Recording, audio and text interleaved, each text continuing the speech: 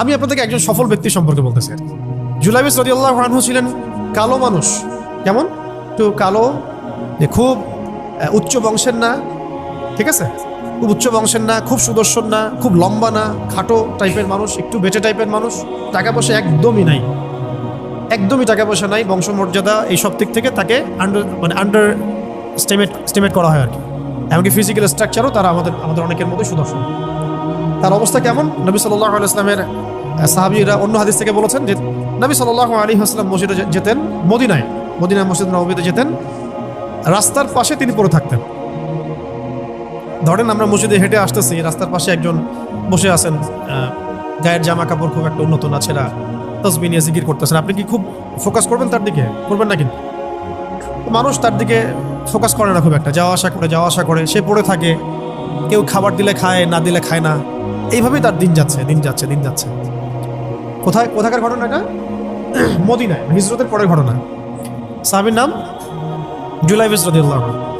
খুব উচ্চ বংশের না, অর্থবিত্ত নাই। বারবার বলছি, আমি রিপিট করতেছি কেন? বিকজ এটা আপনাদের সাথে অনেক মানে সাইকোলজিক্যালি মিলবে বিষয়টা অনেকের সাথে, এবং এটা আমাদের খুব ভালো করে জানাও দরকার আছে। একদিন নবী সাল্লাল্লাহু আলাইহি ওয়াসাল্লাম তাকে বললেন যাওয়ার সময়, হে জুলাইবিস, তুমি কি বিয়ে করবা? প্রশ্নটা কি? খুব মজার আলোচনা না এটা আমাদের কাছে, অনেকের কাছেই। হে জুলাইবিস, তুমি কি বিয়ে করবা না? প্রশ্নটা এরকম ছিল, হে জুলাইবিস, তুমি কি বিয়ে করবা না? উনি তো আকাশ থেকে পড়লেন, ইয়া রাসূলুল্লাহ, আমাকে কে বিয়ে করবে?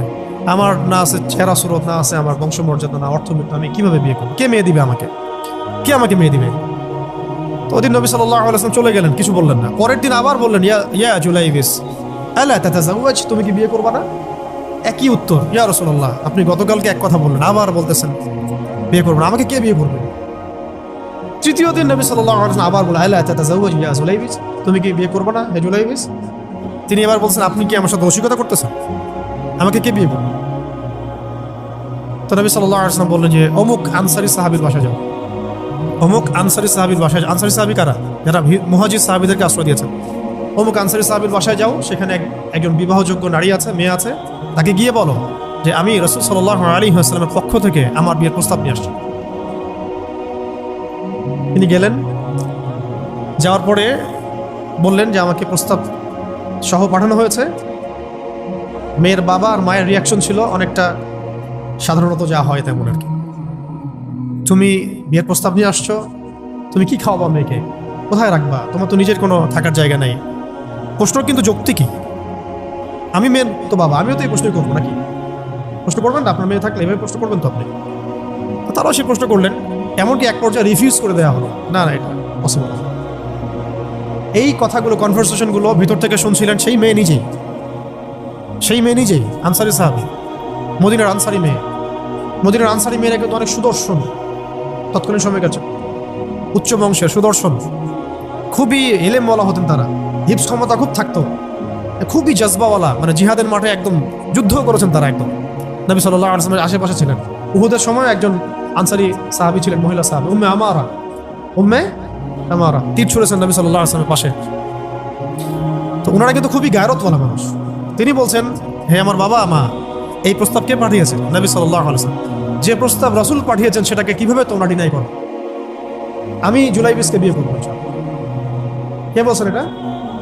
আপনি পুরো সিস্টেম খুঁজে এরকম একটা আনসারী সাহাবীর মতো মেয়ে আমাকে দিতে পারবেন?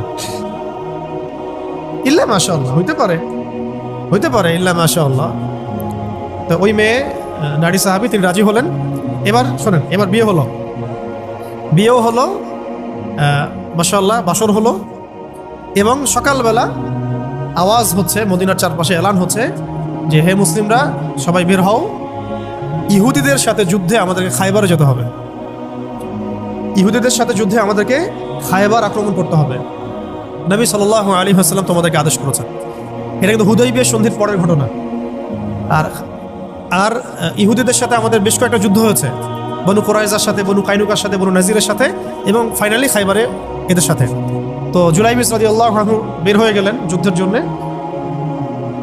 এবং খায়বারে যুদ্ধ হলো, খায়বার অবরোধ করা হলো, এবং খায়বার যুদ্ধের বিশাল হিস্ট্রি আছে, আপনারা পড়ে নিয়েন, লম্বা কথা।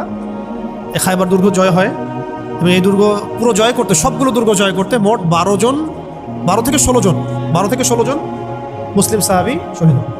12 থেকে 16 জন বা 18 জনের মতো, এই ফিগার এইটুকুর মতো, 12 থেকে 16 বা 18, এতটুকু এত কম সংখ্যক সাহাবী শহীদ হয়েছেন খায়বার যুদ্ধ জয়ে।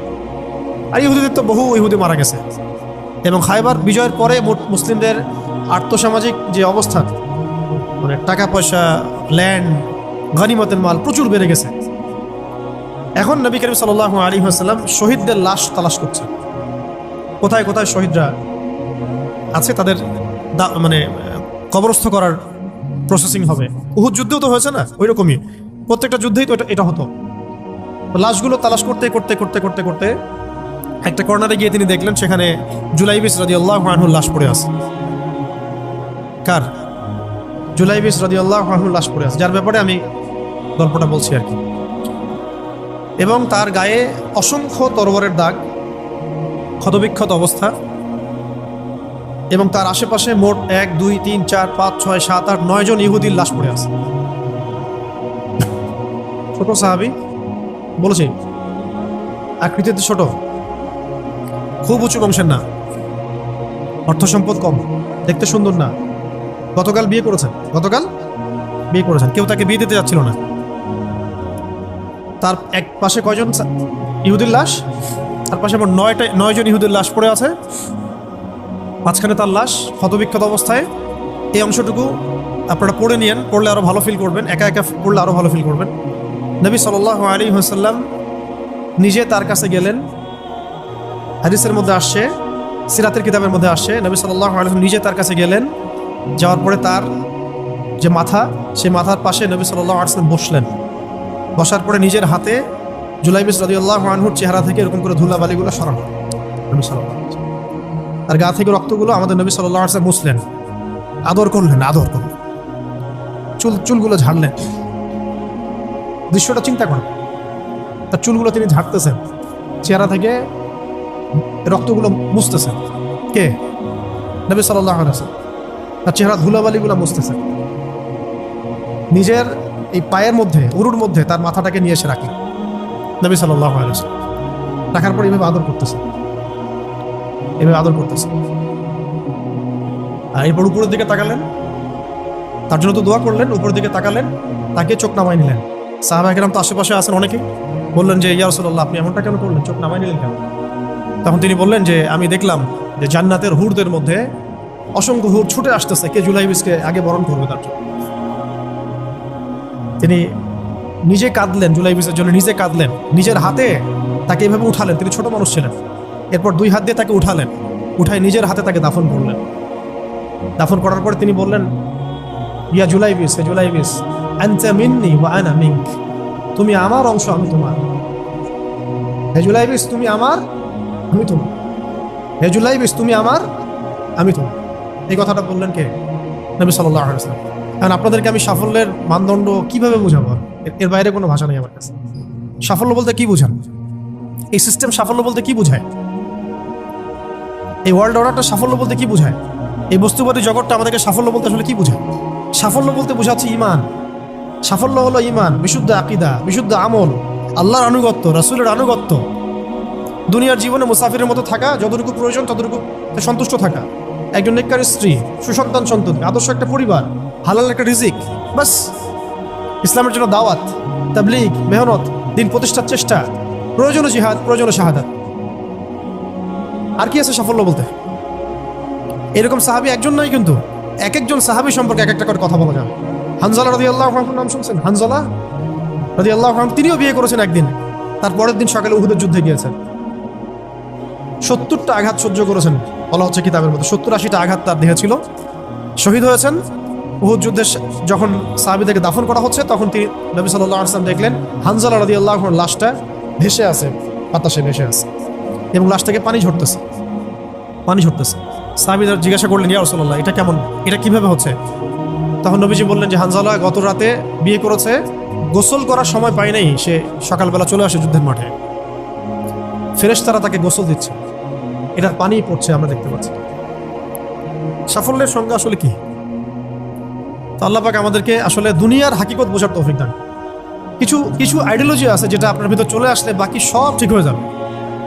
আর এগুলোর যদি ভিতরে ঠিকমতো না বলবৎ হয়, আপনাকে আমি ডালপালার ক্রাইসিস সমাধান, ওয়ার্ল্ড অ্যাফেয়ার্স, ইকোনমি এইসব বুঝে দিনের দিকে হেদায়েত দিতে পারবো না। কিছু বিষয় ভিতর থেকে আসতে হবে, যে আগে আপনাকে হাকিকত বুঝতে হবে, আসলেই দুনিয়া কি, আখেরাত কি, গন্তব্য কোথায়, কোত্থেকে আসছি, কোথায় যাব, কোত্থেকে আসছি, আমরা যাব কোথায়, কোত্থেকে আসছি, যাব কোথায়, মাঝখানের সময় আমার কাজ কি, কে আমার নবী, কি আমার দিন, আমার দিনের মৌলিক বিষয়গুলো কি, দিনের ইলম কি, আমল সালেহ কি, দিন প্রতিষ্ঠার মেহনত কাকে বলে, কি করলে আল্লাহ পাক আমাকে কাল কিয়ামতের মাঠে নবীদের, শহীদদের, সিদ্দিকদের সাথে হাসর করাবেন। এটা হলো সাফল্যের মূল কথা। এর মানে এই না যে দুনিয়াতে আমরা কিছুই করব না, ব্যবসা করব না, আমরা চাকরি বাকরি করব না, আমরা মানে মুআমালাত মুআশারাত করব না, বিষয়টা তো এমন নয়। কিন্তু কথা হচ্ছে আমাদের মূল উদ্দেশ্যটা কি হবে। স্ত্রী সন্তান তো আমাদেরও আছে, কেন আপনি তাদের ভরণ পোষণ দিবেন, কেন তাদেরকে আপনি বড় করবেন সুন্দর করে? বিকজ তারা আপনার জন্য রিজিকের অংশ, তারা আপনার তাজারিয়া, তাদের উপর আপনার হক আছে, আমার উপর তাদের হক আছে। যার যার হক আমি কেন আদায় করবো? আল্লাহর সন্তুষ্টির জন্য, আল্লাহর সন্তুষ্টি অর্জনের জন্য সব কাজ করা, রাসূলের তরিকায় সব কাজ করা এবং হালাল খেয়ে কাজ করা, এগুলো আমাদের সবাইকে যত দ্রুত সম্ভব এগুলো ঠিক করে ফেলতে হবে।